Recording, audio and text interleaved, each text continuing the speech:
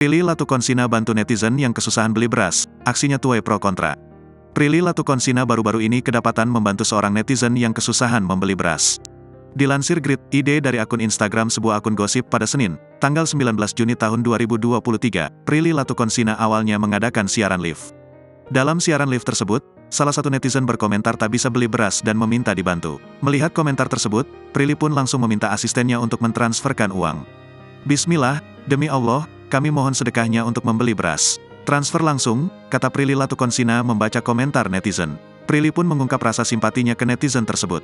Aksi Prilly itu rupanya menuai pro kontra dari warganet. Positif thinking aja mungkin dia GK mampu beli beras satu pabrik, tulis netizen.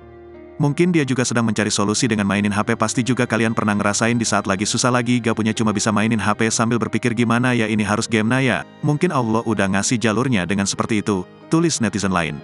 Jangan terlalu baik, zaman sekarang banyak orang modus, timpal lainnya.